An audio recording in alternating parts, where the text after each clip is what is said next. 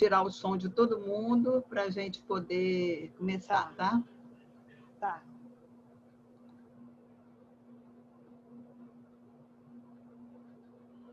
Boa noite, sou Rosa Reis, presidente da Sociedade Psicanalítica do Rio de Janeiro. Resolvemos agora fazer uma nova atividade que há muito tempo a gente não fez, esse ano todo a gente não fez nenhuma atividade científica ligada à arte. Então, a comissão científica, junto com os 2 núcleos que a gente tem, resolveu fazer essa primeira atividade. Roberto Santoro, ele é do núcleo de arte e cultura, psicanálise e arte. E a Cristine é do núcleo de comunidade e cultura. E eles, então, se juntaram e pensaram num filme para a gente discutir. A gente está fazendo, pela primeira vez, um evento fechado, com menos gente, porque a ideia é ter uma roda de conversa, né? Então, eu acho que vai ser bastante agradável, porque o filme é muito interessante. Maria Ângela, vou passar a palavra, que é a nossa diretora científica, para apresentar os nossos convidados. Coloca o som, Maria Ângela. Boa noite, que sejam todos bem-vindos. A gente está inaugurando, né, como a Rosa falou, e eu queria apresentar nossos convidados, a Daniela Gracindo, ela é cineasta, atriz e criadora do projeto Pequeno Cineastra.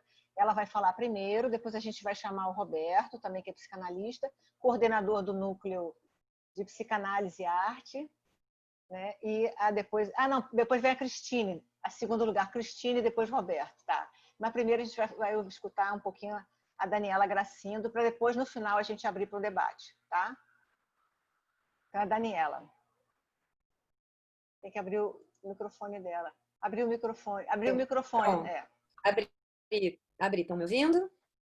Boa noite a todos, todas. Muito, muito feliz de estar aqui, como o Roberto falou, celebrando a vida, né? Pois vamos falar sobre cinema, arte, psicanálise, sobre o humano, né?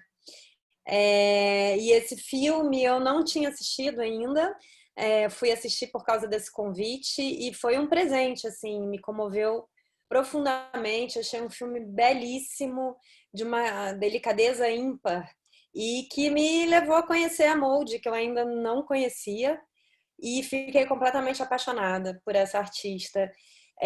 Eu sempre tenho um carinho especial quando a arte é simples e profunda.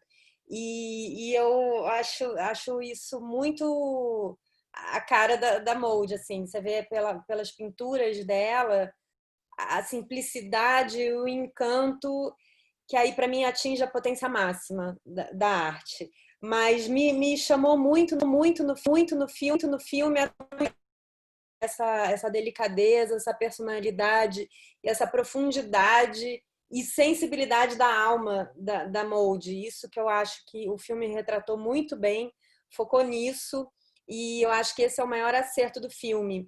Além dele ter uma fotografia belíssima, o acerto no elenco, no trabalho dos atores, é muito impressionante, para mim foi muito tocante. Deu para realmente abrir uma janela para esse universo, né? A gente consegue ver de pertinho, assistir de pertinho um pouquinho desse universo tão encantador, né? De uma vida tão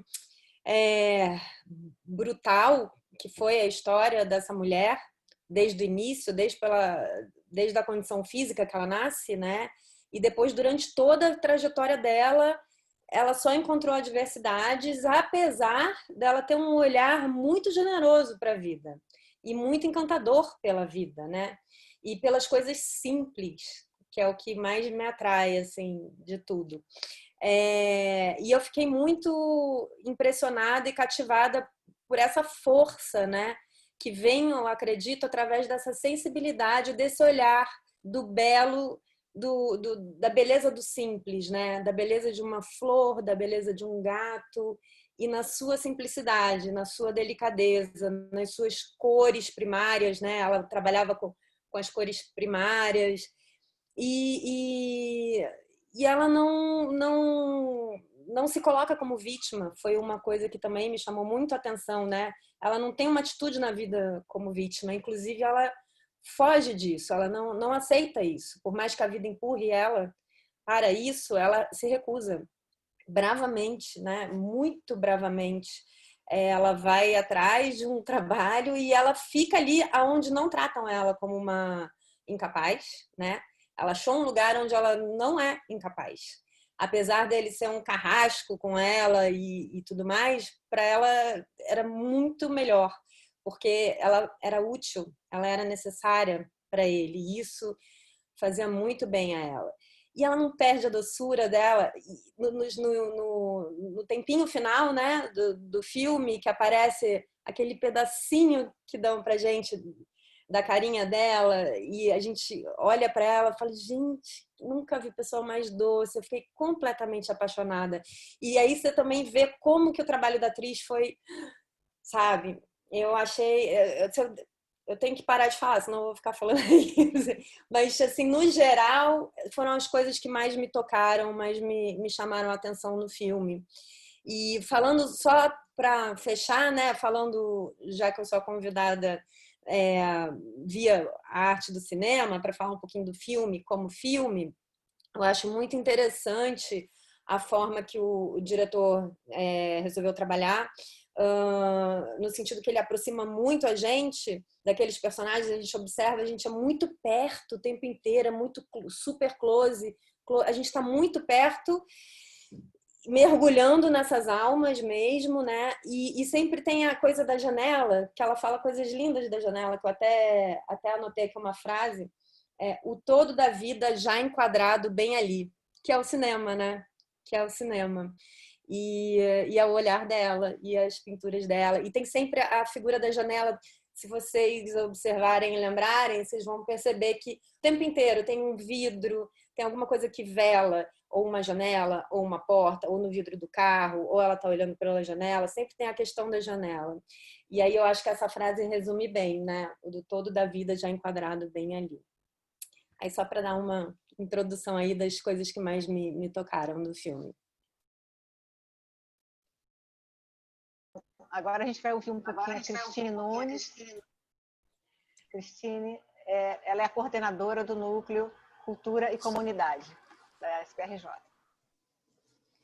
Boa noite a todos, é um prazer estar aqui com o Roberto, com a Daniela, que eu não conhecia, mas que foi tão receptiva com o nosso convite, e poder também escutar esses detalhes que tu falou do enquadramento, né, que eu me senti lá dentro mesmo, né, como tu falou, e aí faz mais sentido ainda para mim essa tua explicação como cineasta, né? Nós temos dentro da sociedade psicanalítica diferentes modelos de roda de conversa e que carregam a ideia da possibilidade da comunidade em geral estar na SPRJ. É um espaço de reflexão e de inclusão. Eu vou chamar a minha fala de dando cor à vida psíquica, que eu acho que é MODE. A arte, assim como uma sessão de análise, é para ser sentida. Então eu convido vocês a sentir MODE e sua arte. O filme é impactante, é um belo filme, uma fotografia primorosa, que mostra imagens da natureza na sua simplicidade e rudez.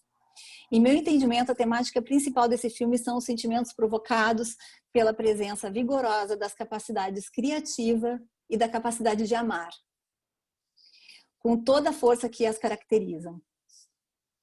É a história de uma artista plástica, Maud Lewis, que vive com seu marido numa casinha na Nova Escócia, no Canadá. Maud é uma mulher inteligente, de olhos brilhantes e de uma sensibilidade ímpar. Tem as suas mãos curvadas por uma severa artrite reumatoide, que só se agrava. Eu acho que é inevitável a gente perpassar um pouquinho pelo filme, porque eu acho que a gente tem que sentir o Maud viva aqui na nossa conversa. Então eu vou trazer ela ainda mais para a roda, como a Daniela fez, né? Ela aparece ela morando na casa da tia, que é uma senhora muito rígida, né? O irmão vende a casa dela, que é deles, né? Que é herdada pela mãe, da mãe, e ela descobre que vai ter que conviver com aquela tia, que ela não tem para onde ir. E aí ela, rejeitada pela família, cruza o caminho com Everett Lewis, que se torna seu marido, que é um solteiro convicto, vendedor de peixe, que tem uma história de abandono e pelos pais, desde jovem, que viveu num orfanato, o qual ele vira funcionário. Ele acha que tem tudo o que precisa, exceto alguém para limpar e cozinhar para ele. Ele publica o anúncio e Maud chega até, através desse anúncio, ele suspeita um pouco da aparência frágil dela, mas mesmo assim, desconfiando da capacidade dela, né? Mas mesmo assim ele decide contratá-la. No início ela é humilhada por ele, né? Mas ao encontrar uma lata de tinta, ela começa a pintar as paredes e os móveis da casa.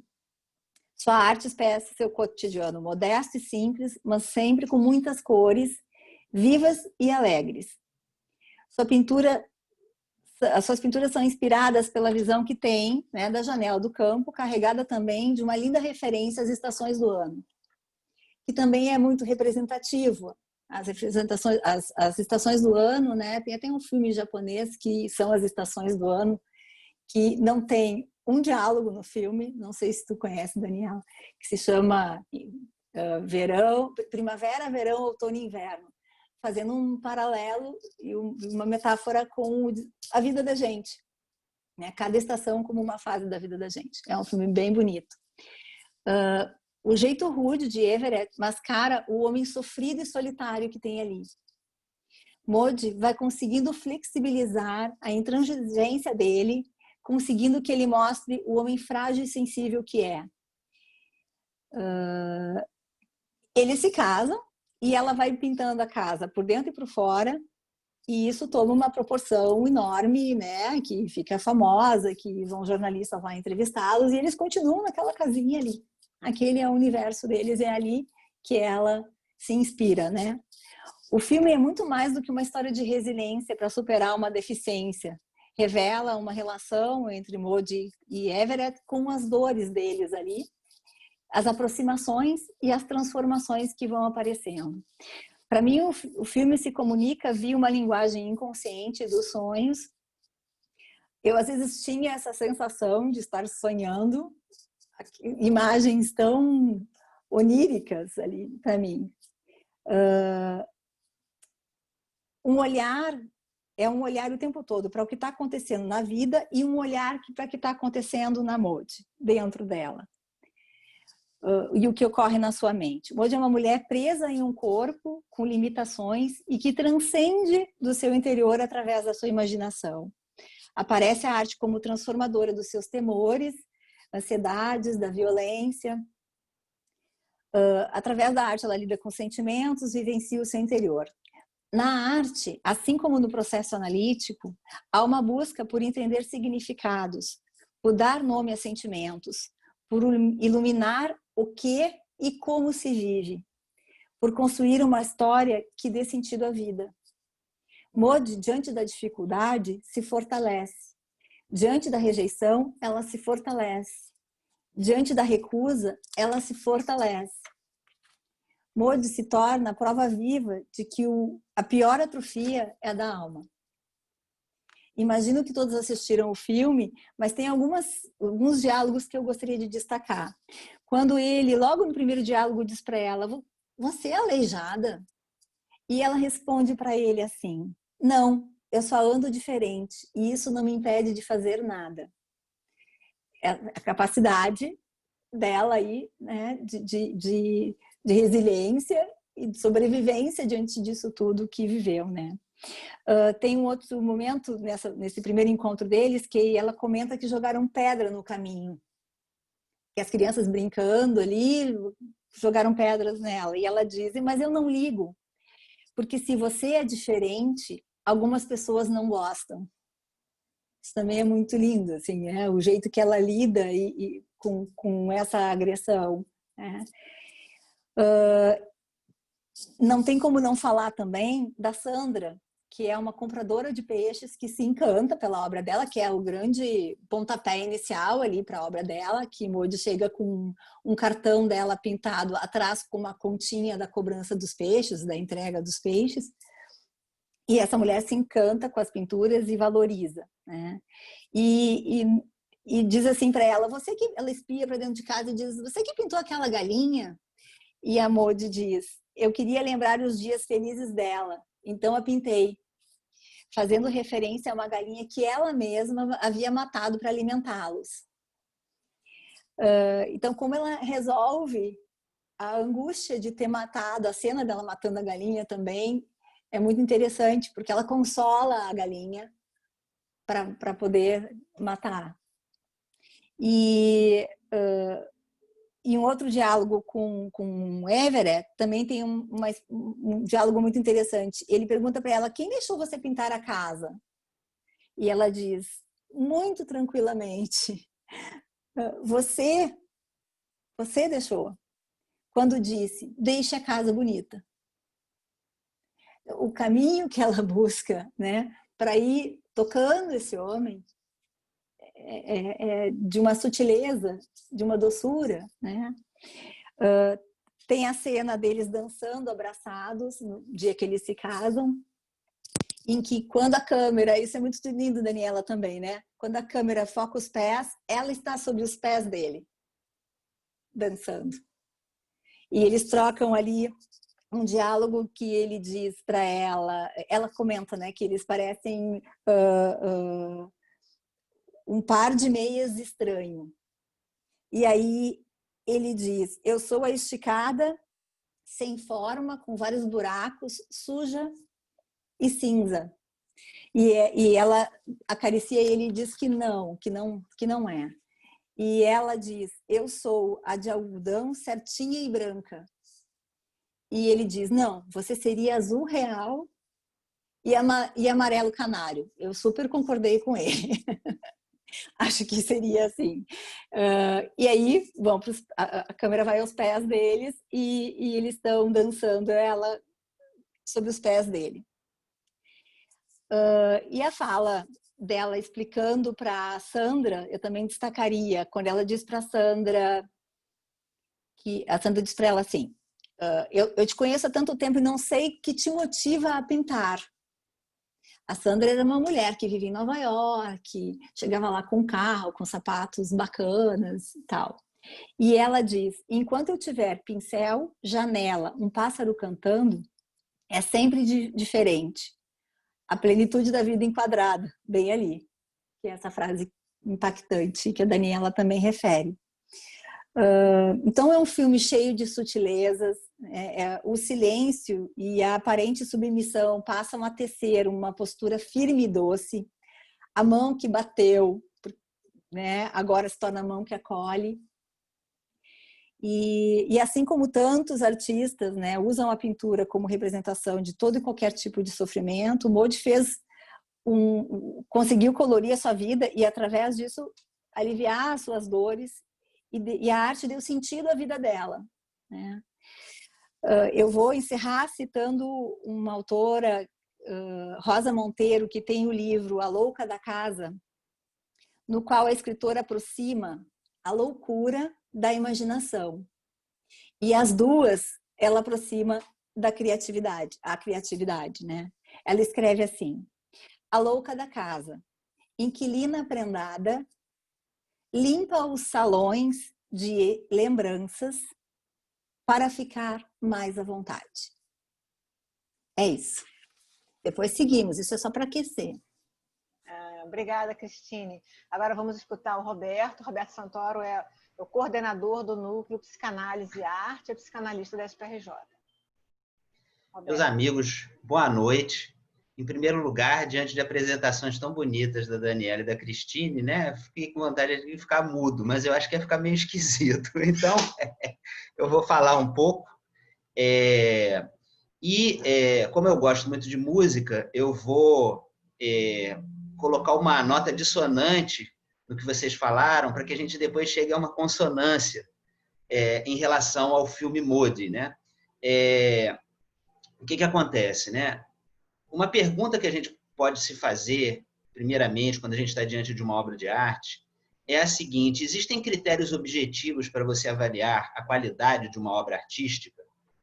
E a resposta é sim, Existem critérios objetivos. O problema é o seguinte, muitas vezes, principalmente quando a gente está diante de obras novas, em que a gente não conhece a linguagem que a obra está expressa, a gente pode se confundir. Então, quanto mais próximo de nós a obra de arte, tanto mais difícil é a gente fazer uma crítica isenta. Os críticos, de um modo geral, tentam fazer isso. Mas sempre há um componente de gosto, de preferência. E esse componente de gosto ele tem que estar sempre considerado. Então, as observações que eu vou fazer, né, tem que levar em conta que eu não acho que eu estou certo absolutamente, que eu acho que eu estou falando de um determinado ponto de vista. Eu vou falar de algumas coisas objetivas, mas é evidente que também está introduzido aí na discussão o gosto que eu tenho. Então, vamos começar primeiro, né? Eu vou fazer aqui algumas contraposições que eu acho que ajudam a gente a pensar. O cinema, ele surge na virada do século XIX para o século XX, curiosamente, junto com a psicanálise, ao mesmo tempo que a psicanálise. E o contato do cinema com a psicanálise, ao longo dos anos, né, ao longo desse centenar de anos da psicanálise do cinema, ele teve aproximações e afastamentos. Por exemplo, né, um cineasta no início do século XX resolveu fazer um filme psicanalítico e se aproximou do Freud para que o Freud colaborasse nesse filme. E o Freud não aceitou, porque ele não acreditava que era possível fazer um filme psicanalítico. Então, o cineasta se aproximou do Karl Abraham, que ajudou ele a fazer um filme que conta um processo de análise de um paciente. É um filme realizado pelo cineasta, pelo diretor de cinema Pabst, um diretor austríaco. Esse filme eu não tive a oportunidade de ver, gostaria de ver, qualquer dia talvez eu veja, né? Mas, então, essas duas coisas surgiram juntas e caminharam em paralelo, e é interessante a gente perceber que há muitas analogias entre o cinema e a psicanálise, e a gente vai falar um pouquinho disso, né? Eu queria introduzir um polo, uma tensão que existe na linguagem cinematográfica, na arte cinematográfica, e que surgiu desde o início, que é a tensão entre, por um lado, o registro da realidade. Os irmãos Lumière, quando introduziram o cinema, eles estavam registrando a realidade da vida naquela época. Os filmes deles são filmes documentais. E logo depois surge o primeiro poeta do cinema, aquela pessoa que entendeu que cinema também é mágica, que cinema também é a criação de mundos novos, e que, nesse sentido, o cinema se aproxima muito da linguagem dos sonhos. Então, esses dois polos eles estão sempre presentes ao longo da história do cinema. Por um lado, o polo do registro da realidade, da ilustração da realidade, da documentação da realidade. Por outro lado, o polo que a gente poderia chamar de onírico, que se aproxima da linguagem dos sonhos. Existem filmes que são claramente oníricos, alguns, inclusive, são sonhos, de fato, né? Eu estou me lembrando aqui do filme do David Lynch, eu não sei se vocês viram o Mulholland DR, né? Que pode ser interpretado como o Mulholland Drive, é uma estrada que há lá em Hollywood, né? Mas ele coloca o título como DR propositadamente, porque pode ser também Mulholland Dream, pode ser também o sonho de Mulholland, porque o filme é um sonho.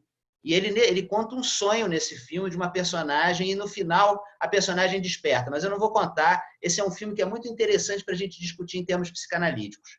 Mas os primeiros artistas do cinema, e principalmente o Méliès, descobriu que a linguagem cinematográfica ela tem muito de sonho. Ele inventou um primeiro truque do cinema, que foi ele descobriu, a câmera era manual, você girava a manivela, né? Se você está filmando lá a pessoa, se você para de filmar, você tira a pessoa e depois continua filmando, a pessoa desaparece. É uma mágica, né? E ele foi descobrindo, então, que a linguagem cinematográfica podia fazer essas mágicas.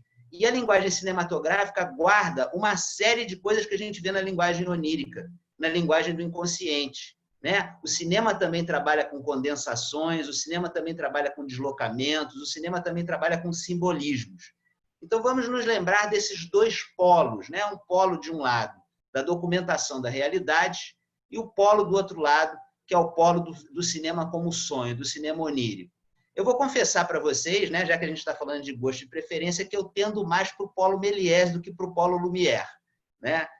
Eu tenho uma preferência pelo cinema que tem mais a ver, não sei, talvez porque eu sou psicanalista, né? Talvez isso explique um pouco, né? Mas eu gosto mais de um cinema mais onírico. O filme Modi, me parece, é um filme que tem um aspecto mais documental, um aspecto mais próximo de um registro de uma história. Ele conta uma história, claro que ele é um filme muito elaborado visualmente, ele é bonito, né? Vale a gente registrar. A direção de arte do filme é muito boa. As cenas de interiores é muito interessante. As cenas de interiores, elas lembram muito as naturezas mortas holandesas, flamengas do século XVII. Ele usa um esquema de cores, uma disposição dos objetos muito parecido. Então, o filme tem um cuidado visual e uma direção de arte muito cuidadosas. E os atores são excelentes, né? A Sally Hawkins é uma atriz inglesa que ela vem de filmes do Mike Leigh, que é um diretor inglês muito bom. Ela era uma atriz, como todos os atores ingleses, eles têm uma tradição de teatro, principalmente de teatro shakespeariano. Então, os atores ingleses, de uma maneira geral, são muito bons. Ela é muito boa, realmente, e compõe um personagem muito bem, de uma maneira muito boa. Eu não sei se foi por isso que ela foi chamada para participar de um filme de gênero que surgiu um ano depois, que foi A Forma da Água, do Guilherme Del Toro. Eu não sei se vocês viram. É um filme que é um gênero meio terror, ficção científica, e que, curiosamente, ganhou o Oscar de melhor filme e de melhor diretor. Por que, curiosamente? Academias não premiam filmes de gênero. Né? O cinema hollywoodiano, a Academia de Arte lá de Hollywood, não dava Oscar de melhor filme para filme de gênero. Esse foi o primeiro filme de gênero. Filme de gênero, o que é filme de gênero? Filme de terror, ficção científica, né? São filmes que a academia, eles tinham preferência por dramas realistas. Então, os atores que representavam dramas realistas ganhavam os prêmios de melhor ator. Modi seria, nesse sentido, um filme apropriado para ganhar o Oscar de melhor filme, de melhor interpretação e tal. E foi muito curioso que esse filme do Guilherme Del Toro tenha ganho esse prêmio. É um filme muito interessante, não é para todos os gostos, filme de gênero não é para todos os gostos. É a história de uma faxineira muda que se apaixona por um personagem que é o monstro da Lagoa Negra. É uma espécie de monstro da Lagoa Negra. É um monstro que é descoberto na Amazônia e levado para os Estados Unidos. E, na verdade, o diretor faz uma grande metáfora do preconceito e da discriminação, né, nesse filme. É um filme bem interessante. Ganhou o Oscar de melhor filme. Ela está excelente no filme, está muito bem, como está também no Modi. E o Ethan Hawke é interessante também, porque ele é um ator que tem uma carreira... ele tem uma vocação para galã, né? Ele estreou num filme da década de 80, do Joe Dante, um filme infanto-juvenil, junto com um ator que morreu poucos anos depois, um jovem chamado River Phoenix, que é irmão do Joaquin Phoenix, que ganhou a premiação pelo filme do Coringa. Né? Então, eles fizeram um filme juntos, um filme infanto-juvenil, chamado Viagem ao Mundo dos Sonhos. E foi aí que o Ethan Hawke estreou. E o Ethan Hawke seria um ator para ter uma vocação de galã, né? Mas ele fez escolhas muito interessantes por filmes independentes. Ele não quis assumir esse papel, embora ele tenha representado o galã em alguns filmes, ele não quis assumir esse papel. Ele é um ótimo ator. E tem um filme de gênero também que ele fez, que eu recomendo vocês verem. Eu acho que esse é um filme que a gente tem também que discutir. Se chama, em português, O Predestinado, Predestination. É um filme de ficção científica, de viagem no tempo, mas que, na verdade, é uma ilustração belíssima de uma patologia narcísica grave, de uma psicose grave. A gente pode ver o filme por esse prisma. É um filme bastante impactante e muito interessante a história, baseado num conto de ficção científica da década de 50 do escritor Robert Heinlein. Mas, então, ele é um ator que faz escolhas interessantes. E no filme, o Modi, ele faz um personagem, ele compõe um personagem muito bem. Ele foi colocado, né, a gente poderia dizer, escolheram um ator que tem uma estampa de galã against type, né? Escolheram um ator para representar um papel que não tem nada glamuroso e tal.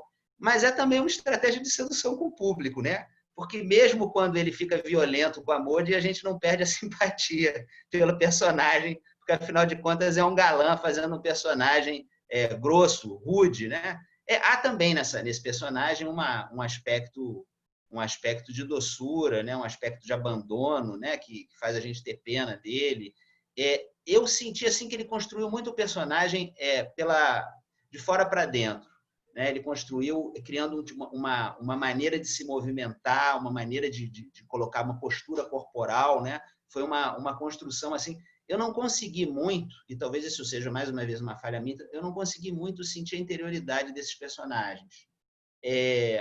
Eu achei nesse sentido que o filme é um filme mais ilustrativo do que um filme... Nesse polo também que eu falei para vocês, né, de representação da realidade, é um filme mais ilustrativo do que o filme que nos evoca sentimentos. Pelo menos no meu caso, eu não tive essa vivência dessa experiência. Eu vi o filme 2 vezes e o filme, eu vou confessar a vocês, não conseguiu me comover, apesar de eu ter visto todos esses aspectos. Porque aí eu vou introduzir um outro polo, que eu já falei antes, e que é um polo também que é uma tensão em todas as artes e é uma tensão também no cinema. Na Revolução Francesa, vamos começar mais atrás isso, né? A Revolução Francesa, houve um rompimento total da ordem social, né? Houve um primeiro período, que foi o período do terror, em que todas as instituições sociais foram absolutamente destruídas. E eles resolveram construir tudo do zero de novo, inclusive o calendário. Eles mudaram o calendário, né? E fizeram uma mudança radical de todas as instituições sociais. E uma coisa que surgiu nesse período, eles queriam construir uma arte que refletisse aquele momento ali da Revolução Francesa. Essa foi uma tentativa artificial de construir uma arte.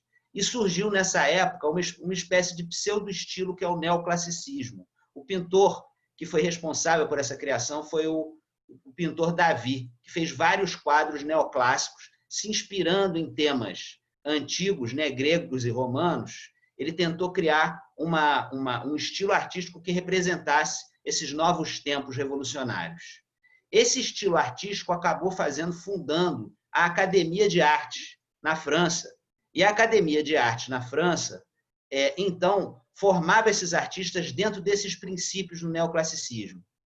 Esse era um estilo, ou era uma estilização puramente ilustrativa. Esses artistas eles eram treinados para reproduzir a realidade de uma maneira muito fiel, usando técnicas de pinturas antigas, imitando técnicas de pinturas antigas e, muitas vezes, ou praticamente sempre, ilustrando temas. Os quadros eram ilustrações. O Museu de Orsay é cheio desses quadros, né? Existe um, por exemplo, que é um quadro chamado Nascimento de Vênus, do Alexandre Cabanel, que é um verdadeiro horror. Vale a pena ver, né? Porque é um quadro de muito mau gosto e absolutamente vazio de expressividade, esse quadro. Porque isso não foi propriamente um estilo, mas foi uma estilização, diferente do Renascimento. Então, olha só que coisa interessante. Durante o século XIX, até o final do século XIX, início do século XX, todo o estilo artístico que nós consideramos hoje na história da arte surgiu fora da academia. E muitos dos nomes que a gente conhece dos estilos artísticos, por exemplo, o impressionismo, surgiram como ofensas aos pintores. Porque justamente esses artistas, né, os artistas impressionistas, eles estavam fazendo um trabalho que era frontalmente contrário ao trabalho que pregava a academia. Um trabalho que era uma ortodoxia, era uma espécie de ortodoxia para você fazer quadros dentro de um determinado modelo, né, que era o modelo proposto pela academia, né? E as artes foram avançando dentro dessa polarização entre as coisas novas que surgiam fora das academias e a arte, vamos dizer assim, ou artificialismo acadêmico. A gente pode ver, né, que a arte evoluiu de uma maneira curiosa no século XX, porque hoje a transgressão virou também uma espécie de academicismo, né? Hoje o artista é obrigado a transgredir, né? O artista é obrigado a épater les bourgeois, né? Escandalizar. E hoje já nada mais escandaliza ninguém, né? Então, criou-se uma nova ortodoxia do escândalo, uma nova ortodoxia do rompimento dos paradigmas e do rompimento dos padrões. Mas isso é uma outra história. Mas vale a gente pensar, né, que esse polo, por um lado, do academicismo ilustrativo e, por um lado, da arte mais poética, mais livre, mais expressiva, ele está sempre presente na história das artes, né? A academia de cinema americana, tendeu, ao longo dos anos, a premiar as obras acadêmicas, as obras que não faziam nenhum tipo de transgressão da linguagem, as obras que seguiam uma determinada fórmula hollywoodiana. E, dentro disso, o filme Modi seria um filme poderia facilmente ganhar o Oscar de melhor filme, porque ele é um filme que ele está dentro dessa maneira mais acadêmica de fazer cinema, me parece. E, curiosamente, as coisas parecem que estão mudando na academia, né? Está havendo uma discussão muito ampla lá, eles estão pensando como é que eles vão fazer, enfim, dessa questão de pressões de grupos minoritários, uma série de coisas. Essa premiação do filme do Guilherme Del Toro realmente foi uma surpresa, eu acho que para a gente, né? Porque a gente já sabia que filme de gênero não tinha a menor chance de ganhar, né? Os filmes que ganhavam eram filmes que eram filmes mais ilustrativos, contando histórias de uma maneira mais ilustrativa. Eu me lembro também, né, para terminar o que eu estou falando, que eu já estou me estendendo muito, né, o terceiro ponto que eu quero colocar, isso tudo tem a ver, obviamente, com os meus gostos, né, com a minha maneira de ver a arte. É claro que a gente aqui vai discutir, a gente vai abrir essa discussão, a gente vai conversar de uma maneira mais ampla sobre o que eu estou falando, né? Mas eu não sei se vocês já tiveram a oportunidade de assistir, eu recomendo, são maravilhosas, as aulas espetáculo do Ariano Suassuna. Tem várias disponíveis no YouTube. Ele era uma figura fantástica, né? Ele era uma figura realmente engraçadíssima, inteligentíssima, cultíssima. E ele diz numa dessas aulas o seguinte: os grandes artistas abraçam o mau gosto. Não existe grande artista de gosto médio, né? O grande artista, ele escancara o seu mau gosto. O gosto médio é para os artistas medianos. Então, eu me lembrei logo de uma cena da peça dele famosa, O Alto da Compadecida, que é o episódio do cachorro que descomia dinheiro. Não sei se vocês vão se lembrar disso, né? Um episódio do mais absoluto mau gosto, do mais absoluta graça. É engraçadíssima essa história, né? Que o João Grilo inventa lá uma história de que tinha um cachorro que descomia dinheiro. É uma história que o Ariano Suassuna pegou em tradições muito anteriores. Você tem análogos no teatro romano, de Plauto e Terêncio, você tem na Idade Média também essa história, né? Na tradição do Nordeste, na tradição ibérica medieval. Essas são histórias recorrentes, são histórias populares que ele usou para compor as obras dele. E é uma cena de um absoluto mau gosto, de um absoluto encanto. Então, para completar, eu vou dizer para vocês que eu achei que no filme Modi faltou um pouquinho de mau gosto. Se é que vocês me entendem, né? Eu queria um filme que fosse um pouquinho mais ousado, fosse um pouquinho mais assim, que tivesse um pouquinho mais de mau gosto. É claro, mais uma vez eu vou dizer, né? Eu usei alguns parâmetros objetivos, eu recorri à história da arte, eu recorri à psicanálise, eu recorri a essa similaridade da psicanálise com o cinema. A linguagem cinematográfica é uma linguagem fundamentalmente visual, então a linguagem cinematográfica é um análogo dos sonhos, e você encontra paralelos da linguagem onírica na linguagem cinematográfica. Os diretores sensíveis, eles percebem isso, né? Eu fiz essa polarização entre, por um lado, o cinema documental e o cinema de fantasia, né? Essa tensão que existe, essa polarização entre o cinema poético e o cinema acadêmico, né? Mas, no final das contas, eu estou expressando, e falei finalmente sobre essa história do mau gosto do Ariano Suassuna, eu fundamentalmente estou expressando uma opinião pessoal, obviamente, e uma perspectiva, uma visão que eu tenho sobre o fenômeno artístico. Então, eu vou dizer para vocês, eu achei o filme muito bem feito, eu achei as atuações muito boas, eu achei que a direção de arte do filme é muito bonita, mas o filme não me tocou. Então, vamos abrir aí para discussão. Obrigado, gente. Obrigada, Roberto. Agora vamos abrir para discussão. A ideia é vocês irem se inscrevendo. Quem quiser falar vai se inscrevendo ou no chat, eu vou levantando a mão, mas é melhor no chat, né? Para ficar mais... Patrícia já levantou. Patrícia, abre o microfone. Não estou te vendo. Pronto, abri. Tá. Abriu? Bom, eu adorei o filme, ao contrário do Roberto, que não gostou tanto. Eu adorei o filme, eu me emocionei com o filme, né? Eu fiquei realmente, foi um filme que me tocou muito, acho que pela simplicidade, né? Pela beleza, enfim. Acho que tem muitas coisas para a gente falar do filme. Eu vou pegar 2 pontos assim que me chamaram a atenção, né? Eu acho que a Daniela falou um pouco disso, né? A capacidade amorosa da Molde. Eu acho que isso é que mobiliza mais a gente, a capacidade de amar, né? Eu acho que isso é uma coisa que a gente que trabalha com a psicanálise, né, vê a diferença, né, do instinto da pessoa que tem a capacidade amorosa versus a capacidade destrutiva. Então, ela construiu coisas de um mundo muito destruído, ela conseguiu construir um mundo e uma vida muito bonita, né? E junto com isso vem a enorme tolerância à frustração que ela tinha, né? E que a Daniela falou uma coisa que me fez, né, juntar, né? Eu não tinha feito essa ligação. Eu acho que fica óbvia a tolerância à frustração que ela tem. E quando a Daniela falou da beleza do simples, né, que a pintura dela era muito simples, que ela do pouco ela fazia uma coisa linda, né? Do pouco que ela tinha, ela transformou a vida, assim como ela transformou a pintura e a arte dela, aquilo que ela enxergava da vida. Quer dizer, para mim esses são os dois pontos que me chamaram mais atenção. Tem um monte de outras coisas, mas eu acho que tem outras pessoas aí também querendo falar. Eu adorei o filme. A Nádia e o Luiz Antônio. Nádia, você quer falar ou o Luiz Antônio primeiro? A Andina Lúcia também. Luiz Antônio, quer falar? Abre o microfone. A Nádia primeiro, eu vou depois.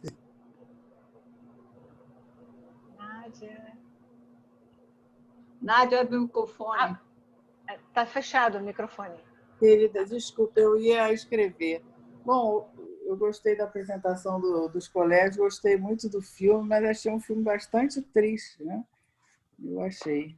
Porque, assim, a questão do protagonista, né? Esqueci o nome dele, a colega lembrou aí que ele tinha sido abandonado pelos pais, isso eu não vi no filme, mas o que eu vi é que ele tentou levar os rapazes do orfanato para trabalhar com ele, né? Ele, a princípio, não queria levar a Maud. E aí o chefe lá do orfanato diz, não, mas eles estão aqui em companhia um dos outros, você não teria uma boa pessoa, um bom trabalhador. Ele falou, mas eu desde os 10 anos que eu trabalhei duro. Isso para a gente ver como que o trabalho infantil, né, tomada aí a história do abandono, tem consequências psíquicas, né, de torná-lo mais duro, acredito. E em relação a ela, me chamou a atenção a questão da tia, né, os ciúmes da tia em relação à juventude dela, quando ela vai para a boate para se divertir, tentar fazer amigos. E a tia lembra, você lembra o que aconteceu da outra vez? Fazendo menção a ela ter engravidado, né? E esse aspecto dela ter tido uma criança que foi roubada dela, né? Disseram que a criança tinha morrido, enfim. E no final ela vê a menina já uma moça. Eu acho que assim, ela foi muito roubada, né? nessa história. E a outra questão é a questão do irmão, né? Quer dizer, é possível que a herança que era da casa dela, que era dela e do irmão, na época tinha ficado só no nome do irmão, ou ele deu um jeito lá e conseguiu ele mesmo vender a casa sem nem ao menos consultá-la, ou dividir o valor com ela. Demonstra essa questão do gênero que até hoje, né, a gente vê como isso é feito de uma forma assim, muito escancarada, né? Eu moro aqui no Espírito Santo, aqui a herança italiana, uma geração atrás morria o patriarca, as mulheres da família não recebiam nada, não tinham direito à herança, até muito pouco tempo atrás.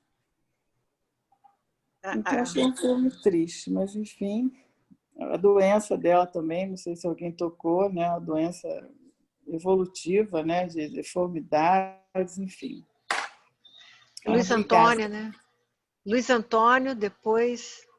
Tem mais gente querendo falar. A Cristine também vai falar, Júlia Leitão, tá, Rosália. Mas, Luiz Antônio, é você agora. Olha, eu fiz uma compreensão por tudo que eu ouvi, que eu gostei muito. Eu tentei me segurar, me sustentar dentro de uma visão psicanalítica.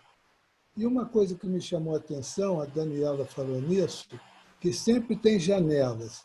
E o Freud é muito claro, quando ele cria a teoria dele, que ele sustenta em 2 pilares, que é o homem bípede e o anaclitismo. E que é o homem bípede? Quando ele perde o olfato e tem o visual. O que que são os olhos? É uma janela, né? Tem até o ditado, é a janela da alma.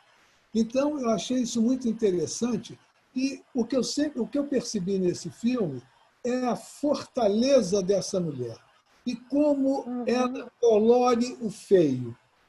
Ela colore sempre o feio. Né? Verdade. E uma das coisas também que me chamou muito a atenção, que ela tinha uma personalidade muito forte, desde que ela morava com a tia. E aquele defeito, para ela, não fazia o menor sentido, porque ela ia a pé. Qualquer coisa que incomodava, ela ia a pé. E outra coisa que eu achei muito bonito e que retrata bem o colorir o feio, que é aquele marido dela, quando ela adoece e está no hospital e ele vai, e ela diz para ele que estava muito feliz porque ela tinha sido amada. Eu achei aquilo uma beleza, que é amada por ele. E outra coisa também que me chamou muita atenção foi quando ela descobre que tinha uma filha que era normal e tinham dito que era uma criança toda defeituosa, e ela fica falando da tristeza dela, e o cara, em outro momento da vida, falando em outras coisas. Mas ele já estava colorido, porque ele tinha também esse dom da cor, que ele vai e procura a menina e mostra para ela a filha. Então, eu vi muito dentro dessa visão. Achei um filme muito bonito, uma mulher muito forte e que soube colorir, se colorir, colorir tudo que ela via. Ela olhava o mundo e dava forma a isso. Então, eu me sustento no decrépito, no dinossauro, no afastado Sigmund Freud, né? Que eu acho que ele dá muita firmeza para isso. Posso falar? Cristine, agora a Cristine está inscrita. Você estava inscrita antes. Eu estava inscrita. Tá, pode. Fala. Então, eu vou, para não ficar repetindo, muitas coisas já foram faladas, eu quero contribuir acrescentando. Eu trabalhei durante 7 anos na pediatria com crianças com artrite reumatoide juvenil, logo que eu entrei no hospital. E é uma doença que vai trazendo, né, limitações cada vez maiores.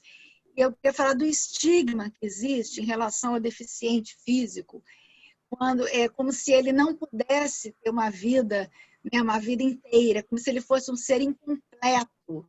O deficiente físico ele é visto como um ser incompleto, ele é incapaz, ele não pode ter uma vida sexual, né, uma série de coisas.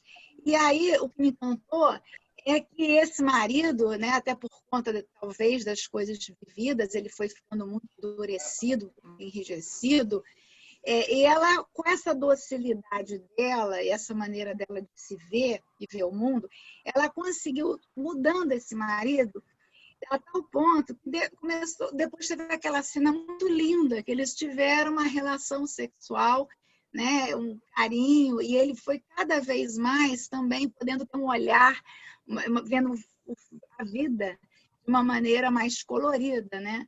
Então, é isso que eu queria acrescentar, esse estigma que existe em torno do deficiente físico. Ela rompeu essa barreira.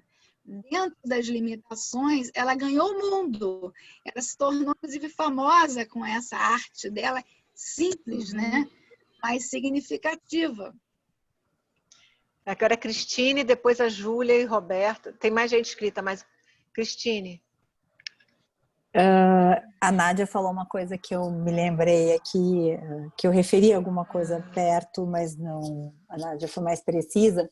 A questão dele ter vivido no orfanato, né, e ficar trabalhando nesse orfanato depois, e acho que ele se mobiliza silenciosamente e planeja levá-la até a filha, para ver a filha de longe. É uma cena também muito tocante, e nessa identificação, né, do abandono de um filho retirado de uma mãe, ou separado de uma mãe, ou abandonado por uma mãe, ele abandonado no caso, né, e a filha dela retirada dela, e ele eu senti ele silencioso, ele não tem um diálogo ali, né, depois ela fala o quanto ela é linda, o quanto ela é perfeita, eles estão deitados na cama e ela fica ali compartilhando com ele esse lugar psíquico desse encontro com essa filha, da visão que ela teve ali. Né? Essa questão da visão que o Luiz Antônio fala, assim, né? Que ela tinha uma sensibilidade aí, uma potência nisso, junto com a capacidade dela de amar, né? E de poder tocar esse homem. Ela foi tocando esse homem, né? Com o jeito dela, né?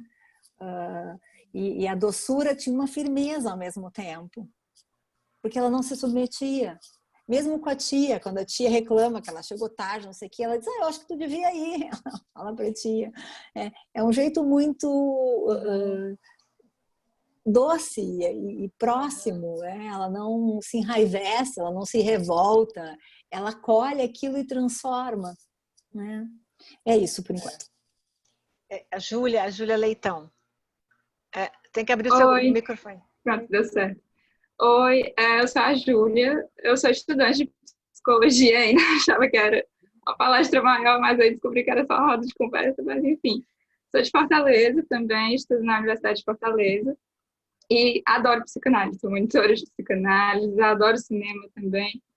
E eu assisti o filme da Maud junto com a minha avó e a ideia que ele me trouxe foi assim uma noção de lentes, assim como a psicanálise traz, sabe, uma noção de uma abordagem frente à vida, de uma forma de ver o mundo, e que, da mesma forma que ela pinta as janelas e embeleza a paisagem dela, né, que não é uma paisagem tão bonita, é meio árida, até meio seca, não sei, em algumas épocas do ano, às vezes no inverno é tudo branco, né, e me fala muito dessa capacidade sublimatória do ser humano, de frente ao sofrimento, transformador em arte. E fala muito também para mim desse corpo em psicanálise, né? O corpo para ela não é incapaz, mas é limitado. E ele se coloca ali pela arte, através da arte que o corpo dela se coloca. Então, para mim, foi muito significativo e foi muito emocionante o filme, eu adorei. Que lindo, Júlia. Isso aí. Roberto vai falar, depois a Rosa.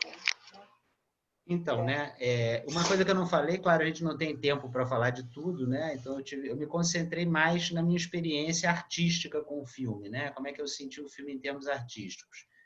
Mas se eu me concentro na história do filme, porque são duas coisas diferentes, né, uma é a experiência que você tem e outra é a história que o filme conta, considerando que alguns aspectos dessa história, embora recriados pelo cinema, eles têm uma base real, uma pergunta que eu me faço, e eu acho que é uma coisa que ficou faltando no filme, qual foi a história de vida da Maud antes? Como era a relação dela com os pais? Como foi a infância dela? Né? A gente não sabe se a gente está diante de uma pessoa que tem uma resiliência excepcional, isso ela tem, né? Mas a gente não sabe se essa resiliência foi, vamos dizer assim, construída com fatores próprios dela constitucionais, que isso também existe, ou se foi construída por uma boa infância, por um bom cuidado materno, por exemplo, né? Quer dizer, que faz com que a pessoa consiga superar vários desafios. No caso do marido, isso fica mais ou menos óbvio, que ele sofreu uma infância de privações, né? Uma infância muito dura, e ele se endureceu para se defender, né? Isso fica óbvio para a gente. Uma infância também muito pobre em termos afetivos, em termos de aprendizado, em termos de experiências, né? Então ele se tornou aquela pessoa dura, fechada, né? Com dificuldades de comunicação. A Maud não, né? A Maud é uma pessoa que, apesar de ter a limitação física que ela tinha, ela era uma pessoa aberta para a vida e conseguia, como a Cristine falou muito bem, a Daniela falou muito bem, conseguia trazer cor para uma vida que poderia ser uma vida árida e sem graça, né? Corria com isso riscos, né? Foi a história da gravidez. Né? Só ela está aberta para a experiência que ela poderia ter engravidado. Se ela ficasse fechada em casa, né? Sofrendo todo o ambiente ruim que ela vivia, toda a situação que ela vivia, ela não teria engravidado, mas não teria também vivido, né? Não teria tido as experiências que ela teve. Já ele era fechado e endurecido. A única chance desse homem se abrir seria uma convivência com uma pessoa muito especial como a Maud, né? Porque senão ele ia continuar para o resto da vida daquela mesma maneira. Ele não evoluiria daquela situação. Mas uma coisa que fica faltando na história que é contada, na história que é ilustrada pelo filme, é a gente saber exatamente como foi a infância da Maud. Nós sabemos a partir de um certo tempo. Nós sabemos que ela tem um irmão mau caráter, né? Isso nós sabemos, que aparece muito claramente no filme. Nós sabemos que ela tem uma tia que tem inveja da juventude dela, e raivosa e ressentida com a juventude dela. Isso também nós vemos. Mas nós não sabemos como era a relação dela com a mãe, com o pai, se ela tinha mãe, se ela tinha pai. Então, me parece que isso ficou faltando. A Rosa Reis, você queria falar? Eu vi esse filme um pouquinho antes da gente decidir passar o filme aqui para discutir, por acaso, e nem sabia que era uma história real, né? Baseado numa artista, né? E fui vendo o filme, fui me encantando. Daniela me explicou agora bem, né? Que essa coisa da proximidade, como bota a gente dentro do cinema, né? Achei muito interessante essa sua colocação. E me encantou muito no final descobrir que existe essa pessoa, né? E o Luiz Antônio fala, né, que ela colore, né, o feio, né? Mas é um colorido verdadeiro, né, Luiz Antônio? Não é um colorido para esconder a feiura, não. É um colorido, ela dá cor mesmo, ela dá sensibilidade. Tem uma cena do filme em que ela está pintando, aí ele vira para ela e fala assim: não vai esquecer de fazer as coisas da casa, hein? Ela, de jeito nenhum, e continua pintando, né?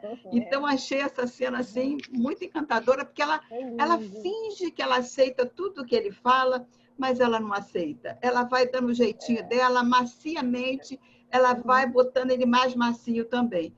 Mas o Roberto perguntou sobre a mãe dela, né? E na minha fantasia, Roberto, na época foi essa mulher deve ter tido uma boa mãe, pode ter tido um irmão mau caráter, mas deve ter tido uma boa mãe, né? E aí ontem, por acaso, eu fui ler um resuminho, bem pequenininho até, exatamente dizia o seguinte: quando ela era criança, a mãe pedia para ela fazer os cartões de Natal. Então, você vê, naquela angústia toda, o que ela recorria? A uma lembrança de infância boa com a mãe que pedia para ela cartões de Natal, né?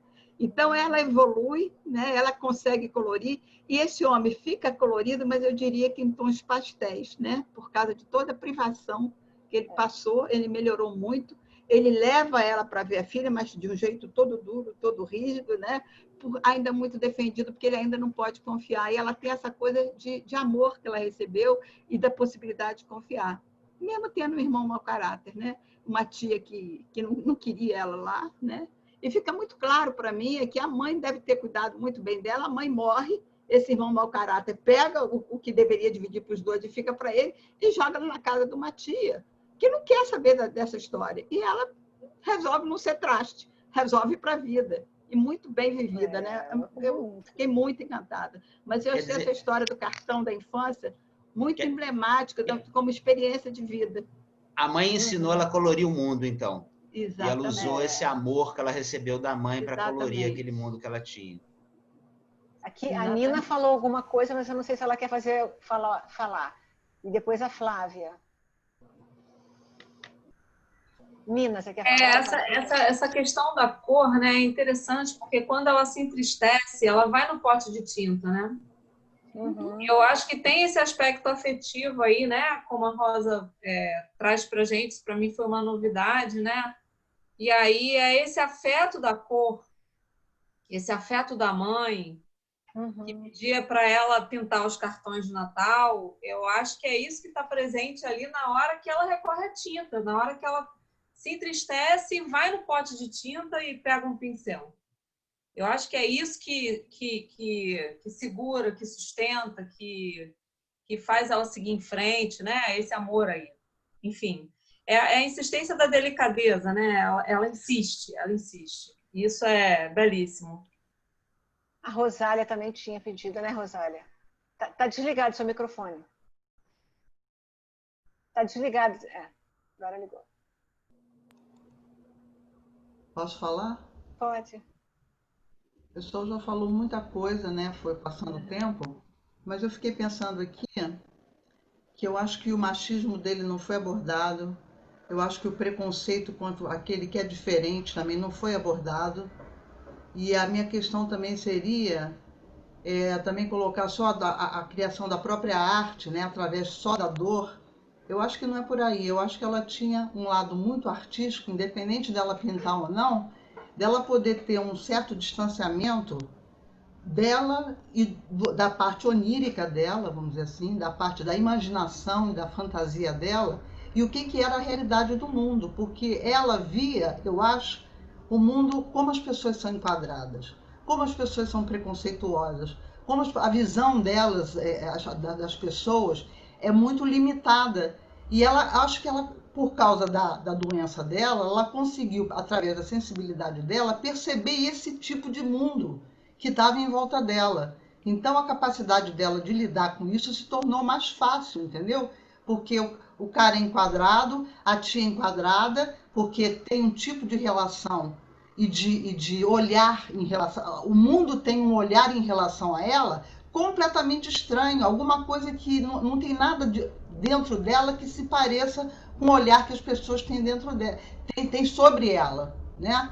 Então, eu acho que deveríamos aqui discutir, né? Quer dizer, eu acho que não justifica o fato dele ter vindo do orfanato, ele é de uma brutalidade, de um machismo, né? De uma ignorância, não só ele, porque veio do orfanato, mas todas as outras pessoas em volta, por ela ser uma pessoa que tinha uma deficiência, ela era olhada como uma pária, entendeu? Como uma pessoa que nem sentia nada, né?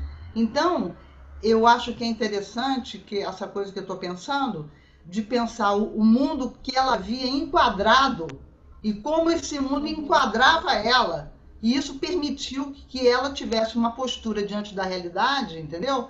Dessa maneira, né? E isso é uma coisa artística, né? É uma coisa bizarra, né?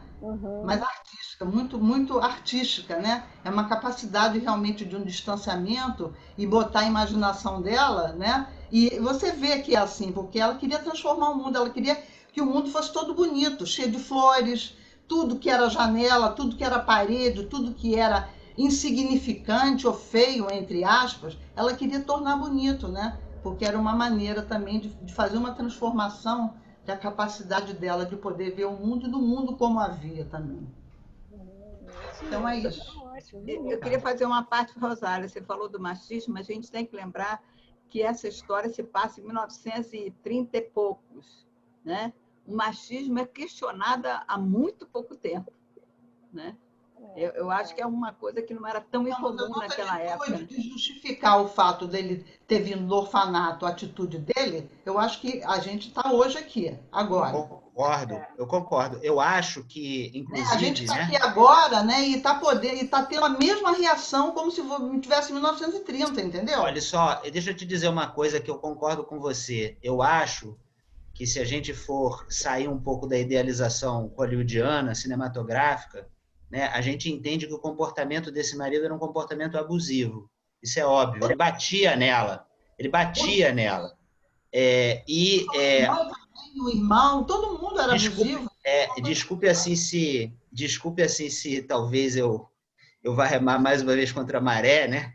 Mas a gente poderia talvez considerar se colocar o Ethan Hawke para fazer esse papel não é um bocado desonesto, né? Porque ele é um galã fazendo o papel de um cara duro, rude, grosseiro, violento, mas ele é claramente um galã, né? Ele é um galã que está fazendo o papel. Quer dizer, isso é um recurso para despertar a simpatia do público por um personagem. Ela se atraía pela coisa que era bonita, bela, entre aspas, entendeu? E ela se apaixonou por ele, porque ele também tinha essa aparência do bonito, a realidade bonita, como as janelas, como as flores. Quando eu vi o filme, eu pensei o seguinte: muito pouco provável que o personagem real se parecesse com Ethan Hawke. Realmente, no final a gente vê não se parece. No final a gente vê que tu não viu a imagem final, Roberto? Que não a composição física do Ethan Hawke parece, né? Mas a gente não consegue deixar de ver que é um galã fazendo papel de um sujeito rude, grosso, etc, etc. É por isso que eu senti também, eu não consegui muito sentir a vida interior do personagem, né? Eu achei assim, eu tive uma sensação de que o ator estava muito bem, mas ele estava construindo um personagem de fora para dentro. E eu vou usar também uma outra palavra, né? Eu acho que às vezes o cinema que tem um aspecto mais acadêmico e mais ilustrativo, ele acaba também embarcando em certos clichês, né? Então, hoje em dia menos, já foi mais assim, né? Tem um filme do Hitchcock que se chama Suspicion, Suspeita, com Cary Grant. E na história desse filme é um marido que se casa, um aproveitador que se casa com uma mulher, e ele coloca um suspense se esse homem estaria envenenando a mulher para ficar com o dinheiro dela, né? E o Hitchcock ia fazer um filme que, no final, de fato, ele era um envenenador. Mas o Cary Grant não podia ser envenenador. Então, eles tiveram que mudar o final do filme, porque esse grande ator hollywoodiano não podia fazer o papel de vilão tão escancarado, tão malvado, né? O filme todo, você vê que o Cary Grant está fazendo a interpretação, está fazendo o papel de um psicopata. Chega no final do filme, ele não é psicopata, ele é bonzinho e tem uma grande reconciliação de amor. O diretor ficou muito aborrecido com isso, né? Mas é o peso dessa pressão comercial, essa pressão de estúdio também sobre os filmes, né? Em que os filmes têm que se adequar a certos gostos do público médio, têm que se adaptar a certas visões de mundo, não pode fazer as coisas de uma maneira tão crua, às vezes, como foi a realidade. A gente tem mais gente inscrita aqui para falar, né? Tem a Flávia Mello, não sei se você vai querer falar, Flávia. Ela botou um comentário, e a Maria de Fátima Coutinho. Flávia.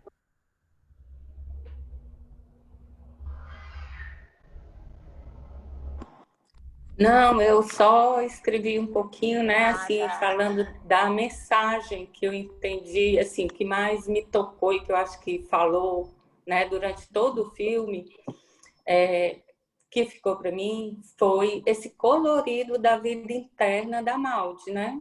Que, assim, um filme extremamente sensível, fiquei super sensibilizada e emotiva com o filme. Assisti há algum tempo atrás, agora vocês falando, eu revivi aí, né, novamente, mas é isso, esse mundo interno que ela transforma no mundo externo, né, o colorido.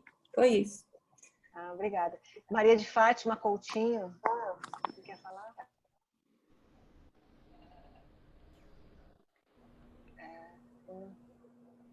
Tem que ligar o microfone. Olha, não tenho o que falar. Eu só fiz uma observação, porque exatamente o que me chamou a atenção foi o fato dela ser uma pessoa tão roubada a vida inteira, né? Quer dizer, sem amor da tia, maltratada pelo irmão, e conseguir dar tanto amor. Quer dizer, a explicação de uma mãe amorosa só poderia ser por uma mãe amorosa que tivesse saído da vida dela muito precocemente, mas teve tempo suficiente para construir esse laço amoroso importante, né? Esse exemplo de amor, esse vínculo importante. Era só isso. Agradecer muito, estou adorando. Que bom. Luiz Antônio, você quer falar mais? Está na fila aqui. É o seguinte, eu vou usar pelo que eu estou ouvindo, uma compreensão de um teórico de relações de objeto que dão valor à mãe. E eu pensei no Corrute, que essa mãe, que foi mãe de 2 filhos, vamos dizer assim, por que ela iria criar um diferente do outro? E o Freud, que tem uma outra maneira de ver, a figura da mãe só vai aparecer lá embaixo no Édipo, na escolha narcísica de objeto, na escolha anacrítica. Mas eu vi o Corrute nisso. Essa mãe pode ter visto, e ela viu que a mãe percebeu, a arte dela. O Corrute fala muito bem nisso, que ele chama de transferência self-objeto. Então, usando uma outra paralela de compreensão. Porque aí, pegando o que o Santoro falou, Roberto, que eu e ele estávamos entre as flores, né? Estávamos no jardim. Eu, nesse ponto, é uma maneira minha de pensar. Eu dou graças a não ser mulher. Porque se a mulher tem essa responsabilidade toda de parir futuros doentes, pelo amor de Deus. Então, eu não vejo assim. Eu vejo ela como uma capacidade forte, sempre forte, e pensei numa coisa que vocês me levaram a pensar, que eu não tinha pensado. Quando ela vê a filha, logo após ela ver a filha, ela adoece de uma pneumonia. É quase como se ela legitimasse na filha que ela era uma pessoa bem, era uma pessoa feliz, era uma pessoa forte e que teve uma filha linda, como ela se sentia. Porque era uma pessoa que coloriu o mundo. Isso é dela. É dela. Não é possível que uma mãe faria um irmão horroroso e uma filha maravilhosa. Esse é o meu ponto de vista, a minha contribuição. Olha, tem bastante gente inscrita. A Fernanda Soares levantou a mão também, porque acho que ela não conseguiu escrever aqui no chat, né? Fernanda, a Fernanda Soares. Não, eu só tinha acabei levantando errado, mas eu estou adorando aí o bate-papo, tá muito bom. Ah, tá bom. A Ana Lígia já falou, não. A Ana Lígia também está escrita. E a Nádia. O Roberto também está, a Nádia. A Daniela também está querendo falar. Era bom ouvir um pouquinho a Daniela, né? Daniela Gracinda. Microfone, tá. Daniela. Não, na verdade, eu estava respondendo ao Roberto, que ele falou que queria ouvir eu falar, mas é que tem tanta gente querendo falar e a gente já falou, né? Aí eu estou aqui ouvindo. Mas eu gosto do Roberto fazer um contraponto que provoca, né? Provoca a gente a pensar e a defender por que gostou ou não gostou, ou ver pontos que talvez não tenha gostado.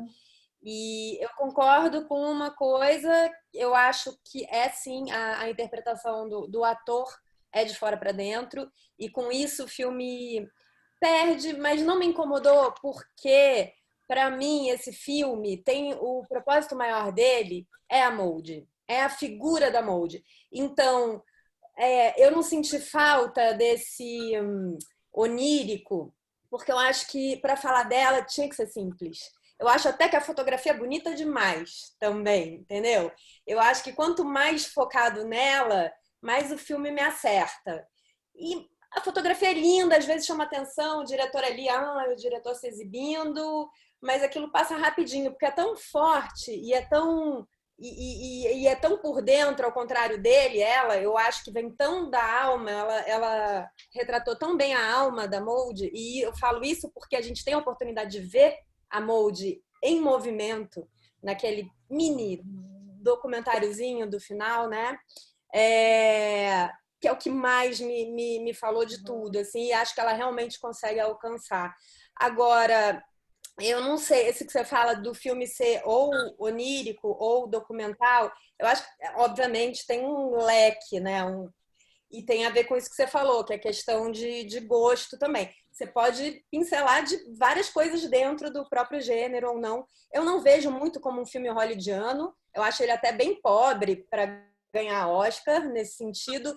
Pobre no sentido do simples, que é o que eu gosto do filme. Eu não me incomodou. Eu acho que isso é o que é o bom do filme, porque ele não pega... Né? Podia pegar essa história melodramática, focar ele ser rude, um carrasco, e ela sofrer muito e depois transcender demasiadamente, mas eu acho que ele é no tom, eu acho que ele é preciso. E por isso eu não concordo que é um filme de academia, para ganhar academia.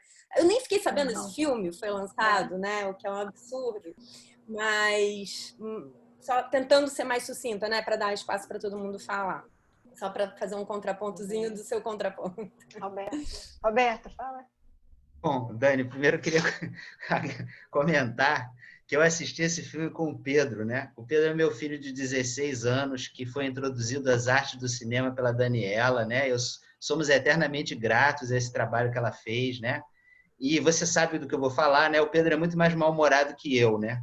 O Pedro realmente detestou o filme. Eu não detestei o filme, não. Eu achei o filme interessante, eu gostei, né? Com algumas reservas. O Pedro detestou o filme, e se ele fosse escrever uma crítica sobre o filme, ele ia escrever uma crítica arrasadora. Adolescentes são assim, né? Ele naquele dia estava mal-humorado com o filme e fez uma crítica arrasadora. Mas um ponto que eu acho... É que o Pedro é muito culto, ele tem um repertório tremendo. E aí, só para fazer esse adendozinho de uma frase que eu tirei do próprio filme, para você falar para ele. Como é difícil voltar a ser simples. Manda esse recado para ele. Boa. Como é difícil voltar a ser simples. Boa. É verdade. Mas eu ia fazer um comentário também sobre a questão da resiliência, né, que eu acho que é um conceito muito interessante, que esse filme coloca a gente diante dessa questão. Esse conceito ele surgiu nos estudos de epidemiologia, ele não surgiu na psicanálise, né? Mas a psicanálise tem bastante a dizer sobre isso. O que a gente sabe se a gente junta o conhecimento psicanalítico com o conhecimento de psicologia experimental, com conhecimento epidemiológico de fatores de risco para transtornos mentais, enfim, todas essas áreas, né, que compõem um todo que faz a gente poder pensar de uma maneira mais complexa sobre a resiliência. O que nós sabemos é que a resiliência é fruto de duas coisas, de características individuais, né, que a pessoa já nasce com determinadas características, e das experiências, que as primeiras experiências com os cuidadores primários, né, as primeiras experiências com a mãe. Então, dessa maneira que a resiliência é construída. Então, há pessoas também de uma capacidade, de uma resiliência tão excepcional, que mesmo em ambientes completamente hostis, completamente desprovidos de afeto, eles conseguem encontrar um caminho, né? Um exemplo disso, o exemplo máximo que eu conheço, é o Louis Armstrong, o grande artista do jazz, né? Praticamente o fundador do jazz, que tem uma história de vida terrível. Ele era filho de uma prostituta usuária de drogas, alcoólatra, que espancava os filhos, maltratava e abandonava os filhos nas ruas.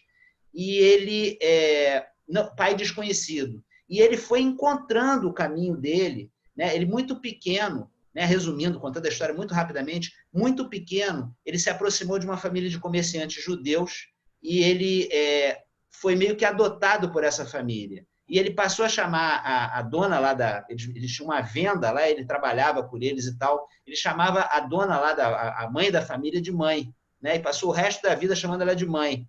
E mais à frente, ele foi atrás de um trompetista que tinha um grupo de jazz, e mais velho, era uma pessoa já famosa, ele foi atrás dele, quando ele era adolescente, começou a ir atrás para aprender com ele, né? E ele chamava esse homem, não preciso dizer, de pai, né? Então ele foi uma pessoa que foi atrás da mãe e do pai, ele construiu a maternidade e a maternidade para ele mesmo. Mas isso é excepcional, é muito difícil a pessoa ter essa capacidade, né? De um modo geral, o que a gente encontra são pessoas que têm capacidade, sim, que a pessoa já vem ao mundo com certas tendências ou certas forças, né, de vida, mas que elas vão encontrar um reforço ambiental. Esse reforço ambiental que vai acontecer. Um outro fator que também é muito importante, hoje a gente sabe, né, e essa é uma pergunta que as pessoas invariavelmente erram se a gente faz, isso vem de estudos epidemiológicos de fatores de risco. O que é melhor se você nasce num ambiente adverso? Você ser mais ou menos agressivo? Essa pergunta é interessante, porque há alguns estudos, eu estou falando de uma maneira geral, né? E a gente sabe que a agressividade é necessária, enfim, todas essas coisas nós sabemos, para a defesa, nós sabemos de tudo isso. O que se descobriu é que, em situações de privação e de risco, é melhor que as crianças sejam menos agressivas do que mais agressivas. Por que isso, né? Porque a criança, num ambiente de risco agressiva, ela vai repelir todas as pessoas que tentam se aproximar com a sua agressividade. A gente vê isso muito em hospital pediátrico, né? Você tem uma criança lá abandonada. Se a criança é uma criança hostil, ninguém vai querer se aproximar. Então, essa criança vai receber menos afeto ainda. Se a criança é uma criança simpática, uma criança dada, uma criança afetiva, todas as pessoas vão querer dar afeto para aquela criança. É bem interessante isso, né? Eu não sei se quem tem experiência de trabalhar em hospital, a gente vê isso com uma frequência muito grande. Então, esses estudos epidemiológicos mostram, por exemplo, né, que a pessoa que tem uma agressividade menos intensa, a agressividade aí não é descrita de uma maneira psicanalítica, mas é descrita de vamos dizer, pelo comportamento externo, né? São pessoas que lidam melhor com situações de adversidade. As pessoas que são mais amorosas, isso a psicanálise pode explicar, né? As pessoas que são mais amorosas ou que têm um componente amoroso que predomina em relação ao componente agressivo, são pessoas que conseguem lidar melhor com situações adversas. É o caso da Maud, né? Quer dizer, porque essa capacidade dela de amar, né, e de colorir o mundo fez com que ela lidasse com uma situação terrivelmente adversa e mudasse a realidade dela. Acho que a Patrícia está querendo falar e eu não sei se a Nádia também. Eu queria colocar uma coisa aqui que eu fiquei pensando também, né? Porque a gente começou a falar, todo mundo começou a falar da questão dos cuidados que a Maud teve, né? Da capacidade amorosa dela, do que ela teria recebido da mãe, essas questões, né? Dos cuidados maternos. E eu fiquei pensando no marido, né? Porque o marido, ele foi procurar a Molde, ele queria uma pessoa para limpar e cozinhar, que são exatamente as necessidades básicas do bebê, né? Alguém que alimente e que cuide dele, que foi exatamente o que ele não teve, porque ele foi criado, pelo que parece, né, num orfanato, sem muita amorosidade, sem muita relação dele com a mãe. E eu achei assim, para a gente pensar, ele foi buscar exatamente alguém que cuidasse dele, né? E de alguma forma ele encontrou, né? Ele encontrou isso na Molde, né? Eu fiquei pensando nisso também. Não tem mais ninguém inscrito agora, Roberto. Tem. Eu queria falar alguma coisa rapidinho. Ah, você quer, Nádia? Tá. Quero, seguindo o que a Patrícia estava falando, né? Eu vejo assim, esse filme como um filme de época, não é? E também a ideia, né, de que há um machismo ali operando, claro que há, tanto que quando ela começa a ganhar dinheiro, o marido passa a querer controlar e controla o dinheiro dela, não é?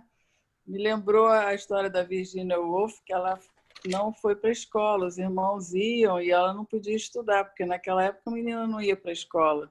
Então, qual era o destino? Era casar, né? E a Molde, pelo visto, não teve essa opção de casar. Então, ela foi trabalhar como doméstica na casa desse homem. Eu queria levantar essa questão. E quando a amizade dela com a Sandra, que a Cristine lembrou, é que possibilita ela ter essa renda, né? Que até então ela não visualizava isso. E também enfatizar essa questão da oposição, da figura da Molde, né? Vivendo sob condições de subjugada, né? E a outra que tinha independência, né? E também uma independência financeira. Eu acho que o tempo todo a gente tem que estar lembrando dessa dificuldade maior que é para a mulher, né? Ganhar igual ao homem. Hoje, inclusive, né? A Luara está na frente. Você quer se inscrever também? Eu? Quer, Luiz? Não, depois, porque a Luara ela fez um comentário. Não dá tempo. A Luara fez um comentário. Não sei se você vai querer falar, Luara, ou eu só leio seu comentário. Pelo jeito, não está presente. Ela fez um comentário. Ah, pode ler, ela botou pode ler, tá. Ela gostaria de saber se, na visão de vocês, a questão psicológica da Molde pode ser considerada normal, no sentido dela possuir algum transtorno além do físico. Alguma coisa emocional. Se você acha que tem algum transtorno. O que vocês acham? Roberto. Não me parece, não, né? Não sei, né? Mas pelo menos a personagem não está retratada como uma pessoa que tem algum tipo de deficiência, algum tipo de transtorno. Agora, ela era uma pessoa que tinha um universo vivencial empobrecido, né? Inclusive, é interessante que o estilo de arte dela é o que se chama de estilo naif, né? O estilo ingênuo, né? E o estilo ingênuo ele tem uma série de características que são comuns aos artistas que... Esse nome estilo naif surgiu com um dos primeiros artistas naif que fez sucesso, que foi um artista francês da virada do século XIX para o século XX. Olha que interessante, né? Quanta coisa nasceu nesse período. Cinema, psicanálise e essa história de arte naif, né? Esse artista era chamado Henri Rousseau. Ele era conhecido também como Douanier Rousseau. Era um funcionário público que trabalhava na alfândega e que resolveu, na meia-idade, começar a pintar. E ele não entrou em academia nenhuma, ele não teve nenhuma aula, ele pintava da cabeça dele, né? E ele pintava rompendo qualquer regra acadêmica. E eram quadros, né? Num estilo simplório nesse sentido, mas é interessante porque são quadros muito diferentes do que depois veio se chamar de arte naif, porque ele cria, de fato, universos, mundos muito misteriosos. Ele coloca, às vezes, folhagens de uma selva exuberante, com um tigre no meio, né? Uma mulher à luz da lua misteriosa, como se fosse uma deusa, né? Ele faz imagens realmente muito impressionantes dentro dessa simplicidade estilística do autor e com uma composição muito complexa. Depois se usou essa terminologia para alguns artistas, que são artistas que não tiveram nenhuma formação na arte, né? E que, de um modo geral, têm estilos muito parecidos com o estilo da Molde, ou praticamente iguais. Não dá para distinguir um artista do outro. Eles, em geral, pintam temas do dia a dia da vida deles, né? Animais, casas, pessoas, festas, eles usam cores primárias de uma maneira bem simples. O desenho é muito semelhante com o desenho infantil, e eles colocam dentro desse universo deles, eles pintam as figuras sobrepostas. Os quadros eles não têm muita composição, eles não são pensados como totalidade. O Douanier Rousseau tinha isso, né? O Douanier Rousseau era muito admirado pelos artistas de vanguarda. Picasso gostava muito dele, o poeta Apollinaire gostava muito dele, né? Vale a pena dar uma olhada nos quadros dele. A maior parte do que hoje se chama arte naif é parecida com essas pinturas da Maud, né? Que você pinta flores, pinta animais, em geral, um delineamento muito claro dos personagens, figuras chapadas, sem noção de perspectiva, cores primárias, uma composição mosaico, né? Figuras sobrepostas, em vez de estabelecer uma relação espacial, que são quadros que mostram um tipo de arte que mostra que essas pessoas elas têm um universo vivencial restrito, né? Elas têm ali um universo, e é por isso que essa arte chamada arte naif, ela é semelhante, né? Quase todos os artistas fazem coisas muito parecidas no mundo todo. Uma das exceções, existem outras, mas uma das exceções foi justamente esse primeiro artista, o Douanier Rousseau. Surgiu esse nome, arte naif, pelos críticos, né? Os críticos que deram esse nome para a arte dele, dizendo que ele era um artista ingênuo, né? Para depreciar a arte dele. Mas a arte dele realmente é muito interessante, vale a pena ver. Mais alguém quer se inscrever para falar? Eu queria falar um pouquinho também, pode ser? Tá, claro. Eu acho que agora poderia, Cristine, eu acho que agora poderia dar uma finalizada nas vocês três, né? Eu acho que sim. Pensei nisso também, começar a rodada final aí, né? Abrir a rodada final. Eu acho que realmente o que o filme se propõe a mostrar, né, nós não vamos conseguir ter a completude da vida da Maud, que a gente concluiu aí algumas coisas, né, dessa mãe suficientemente boa, de um ambiente facilitador, enfim. Mas eu acho que a ideia é poder mostrar a capacidade de imaginativa e de amor dessa mulher, a resiliência que vocês falaram, e acho que na relação dela com o Everett, sim, era uma relação abusiva. Mas sim, esse homem tinha uma história e ele é um ser humano e a gente tem que considerá-la, não justificando, mas entendendo, e o jeito que ela lida com isso, porque ela vai sensibilizando, ela vai conseguindo aproximar ele desse afeto dela. Ele recebe esse afeto, como alguém citou aí, né, que ele escolhe alguém para cozinhar, acho que foi Patrícia, né, para cozinhar e limpar a casa, né? Que são cuidados básicos, né? E de um bebê, né? Limpeza, higiene e alimentação. Então, ela começa a oferecer isso para ele e ele vai se sensibilizando e sendo atingido por esse afeto e essa doçura dela. Sim, um homem muito duro, muito rude, é uma realidade. E que essa realidade desse homem, ela vai entrando e vai se aproximando. Acho que quando ela chega naquela casa, ela está se propondo a isso também, a ficar ali para isso. Acho que ela confiava nessa força de vida que tinha, nessa capacidade. Eu citei a Louca da Casa, da Rosa Monteiro, porque eu acho muito interessante essa ligação da loucura com a imaginação. A loucura, tem uma cena que ele briga com ela, eu acho que é o dia que ele dá um tapa nela e ela vai para dentro de casa e ela imediatamente começa a pintar. Como se ali fosse um lugar, um ponto de encontro em que ela pudesse se organizar de alguma forma com aquilo que ela viveu. Tá ótimo. Então, acho que só para dar esse fechamento. E agradecer a vocês todos, muito obrigada. Agora, e voltem sempre. Daniela quer falar, o Roberto, que aí a gente fecharia com vocês dois.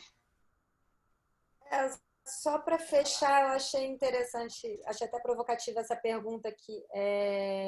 Quem fez? Gostaria de saber se, na visão de vocês, a questão psicológica da Maud pode ser considerada normal. eu achei interessante. No comecinho do filme eu fiquei prestando atenção, porque todas as outras pessoas em torno dela tratam ela como se ela não fosse psicologicamente normal, né? E invalidam ela de todas as formas. E então, a gente vai desconfiando. Então, por que será? Não acredito que seja só pela questão física dela. Eu acho que é por causa da extrema sensibilidade dela e da forma diferenciada de ver o mundo. Então, como ela não pensa dentro da caixinha, igual a todo mundo, e obedece às regras e vê o mundo como todos veem, as pessoas associam, talvez, essa questão física dela também com ela não bate muito bem, né? Porque, imagina, ela pensa isso, ela vai à festa e é solteira, como assim? Ela é completamente out do que seria o normal, né? O que todo mundo tem que ser, entre aspas. Eu achei bem interessante esse pensamento. Tinha me suscitado lá no início e depois eu tinha esquecido isso. E eu acho que é uma reflexão importante que o filme traz também. É importante, sim. Roberto, você quer agora fechar? Existem as limitações do problema que essa personagem tinha, essa pessoa real tinha, mas existem também as limitações impostas pelo estigma que a pessoa sofre. Muitas vezes as pessoas com algum tipo de deficiência sofrem um estigma de não normalidade, são colocadas num lugar de não normalidade. E o que fez a diferença no caso da Modi é que ela não se considerava anormal, né? Ela não se considerava uma pessoa com um problema que a tornava diferente dos outros, né? Ou por outra. O problema que a tornava diferente dos outros era específico em relação àquela dificuldade que ela tinha, por exemplo, de andar. Não é? Quer dizer, sim, ela andava de uma maneira diferente, mas a diferença dela se resumia a isso. Porque ela era uma pessoa que sonhava, que amava, que queria viver, que queria aproveitar a vida, que queria se relacionar com as pessoas, que queria fazer o mundo ficar mais bonito, mais colorido, né? Então, ela não se considerava anormal e ela não incorporava esse estigma que queriam colar na pessoa dela. E, mais uma vez, eu me pergunto se ela não foi olhada pela mãe, pela família, enfim, pelas pessoas que cuidaram dela como uma pessoa como as outras, né? Quer dizer, como é que foi construída essa maneira tão forte que ela tinha de ver a si mesma como uma pessoa normal, reconhecendo, não negando a limitação que ela tinha, ela admitia e assumia a limitação que ela tinha, não negando, mas ela não se deixava contaminar por esse estigma geral de que ela não seria uma pessoa normal e que, portanto, não poderia ter uma vida normal. Então, nesse sentido, é uma reflexão interessante para se fazer. Mas só uma pergunta para vocês, psicanalistas.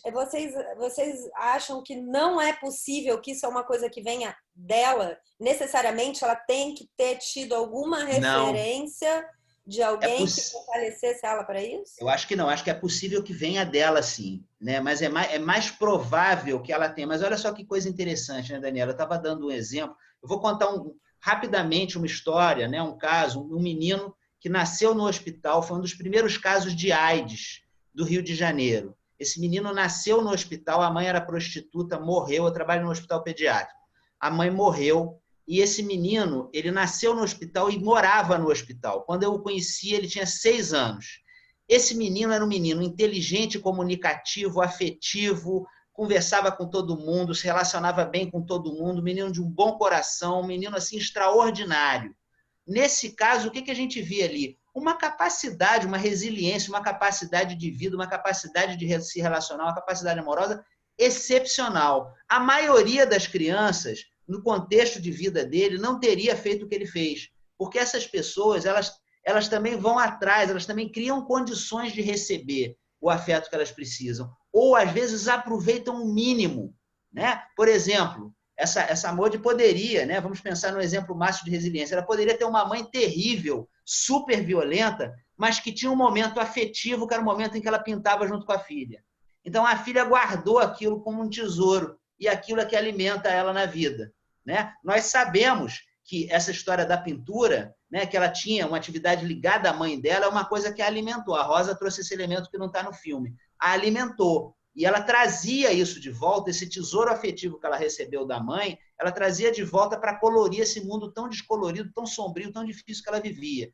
Mas nós não sabemos se essa mãe era completamente ou totalmente boa, né? Nós não sabemos o que pesa mais. Se eram as condições da Maud, a condição criativa dela, a capacidade amorosa dela, a capacidade de criar que ela tinha, provavelmente isso conta, claro.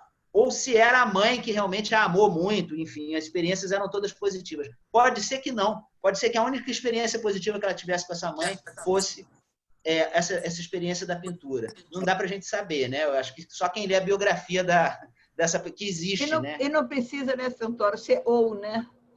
Não precisa Sim. ser ou, né? Sim. Uma coisa ou a outra. De um modo geral, são as duas coisas juntas, né? Mas vale a gente pensar que em meios muito adversos, isso exige muito mais capacidade, vamos dizer, da pessoa do que meios que são meios razoáveis. Então, existem os dois elementos e, em geral, é uma combinação. Mãe e pai também, né, gente? O pessoal está falando só da mãe, mas do pai também. A gente falando melhor, a gente fala dessas figuras primárias, né, de apego, né, essas figuras que são as figuras importantes no início da vida.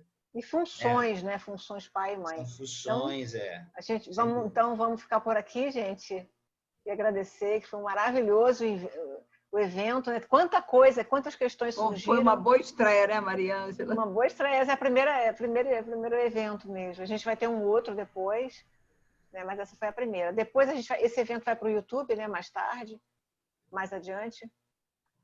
Fala, Roberto, o que você quer falar? Eu gostaria de dar uma notícia final, que a gente está, né, Cristine, a gente está planejando muitos eventos ainda à frente, né, Maria Ângela, né, Rosa, a gente está com muitas ideias, vamos fazer muitas atividades de arte também, de literatura, de cinema, de artes plásticas, de música, vem muita coisa, muita novidade aí pela frente, estamos inaugurando um caminho que vai ser um caminho bem legal, e a gente vai agradecer a maravilhosa contribuição da Daniela, né, que é essa pessoa fantástica. A Daniela tem um projeto lindo, a gente tem que fazer aqui uma homenagem, o projeto Pequeno Cineasta, em que ela introduz crianças e adolescentes à arte cinematográfica. Ela está formando as novas gerações de pessoas que vão trabalhar em cinema, que vão trabalhar com a arte cinematográfica. E eu tenho uma gratidão eterna e não sei nem como agradecer mais tudo que você contribuiu para a gente, contribui para essas crianças e adolescentes aí do Brasil. Muito obrigada, Santoro, muito obrigada, Cristine, Maria Ângela, mas um agradecimento especial a Daniela Gracindo, que veio aqui se juntar a nós nessa discussão. Obrigada, boa noite. Obrigada, gente, boa noite. Boa noite. Boa noite, gente, boa noite, obrigada pela presença. Tchau, tchau, Daniela. Foi muito bom. Gostei também. Roberto, prazer, Daniela. Amigos todos. Os então, colegas obrigada, de fora. Adorei. Muito obrigada pela oportunidade, tá bom? Os colegas que vieram de fora, muito obrigada pela presença.